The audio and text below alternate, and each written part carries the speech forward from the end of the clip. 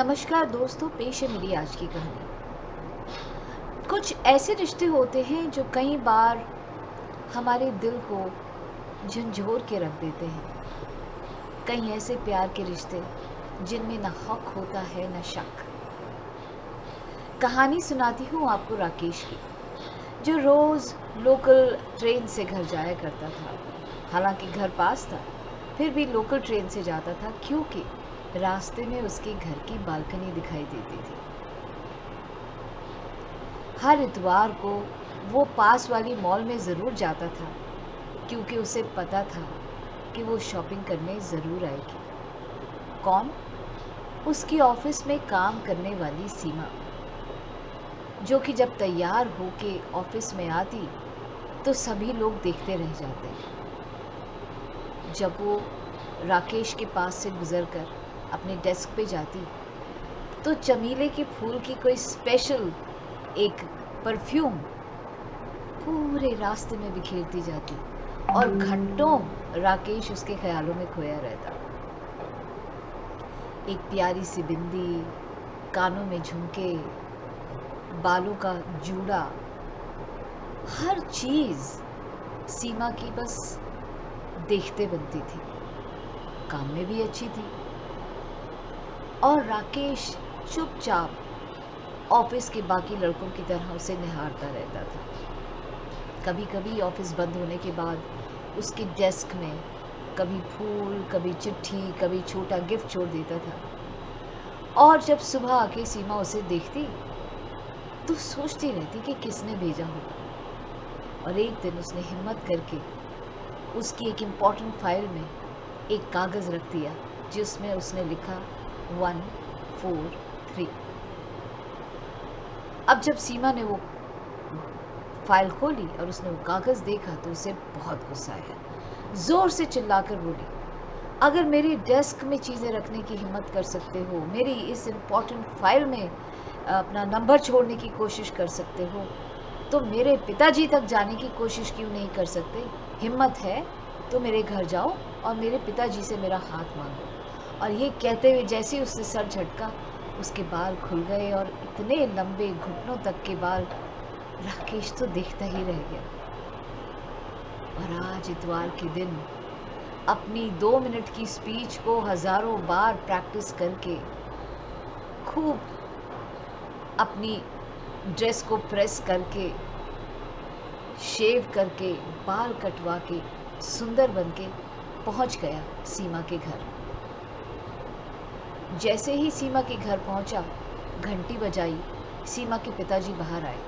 लेकिन इससे पहले कि वो गेट तक पहुंचते, उनकी फ़ोन की घंटी बजी और उनको किसी ने कहा कि सीमा का एक्सीडेंट हो गया है। संडे का दिन था। जब वो मॉल से वापस आ रही थी तो उसका एक्सीडेंट हो गया है। पास वाले अस्पताल में उसे ले जाया गया है और इस वक्त वो कोमा में है। जैसे ही राकेश ने ये सुना, वो सीमा के पिताजी को पकड़कर साथ में संभालते हुए सीधा हॉस्पिटल पहुंचा। डॉक्टरों ने कह दिया कि सीमा की रीढ़ की हड्डी बहुत बुरी तरह टूट चुकी है।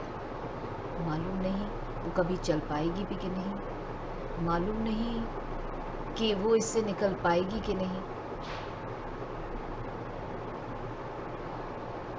बहुत से ऑफिस के लोग आए, 2-3 दिन तक आए, उसको गुलदस्ते देते रहे। लेकिन राकेश डेली अपने ऑफिस जाने से पहले, अपने ऑफिस के बाद घंटों सीमा के पास बैठा रहता, उसे कहानियाँ सुनाता, उसे जोक सुनाता।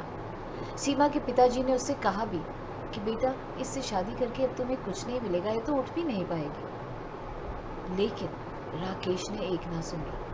वो हमेशा सीमा के पास बैठा रहता, उससे बात करता रहता और एक उम्मीद से उसे देखता रहता और उसे हमेशा कहता, अब की बार जब तुम मेरे से मिलोगी ना तो अपने बाल खुले रखना, खुले बालों में तुम बहुत अच्छी लगती हो। कुछ महीनों बाद राकेश ने हिम्मत करके एक खूबसूरत सा गुलदस्ता बनवाया जो वो जानता था कि सीमा के फेवरेट फ्लावर्स हैं, और उन्हें लेके हॉस्पिटल में जब वो पहुंचा तो सीमा के पैरों के पास बैठकर उसे प्रपोज किया और उससे कहा कि क्या तुम मुझे एक्सेप्ट करोगी। और पहली बार सीमा की उंगलियां हिली।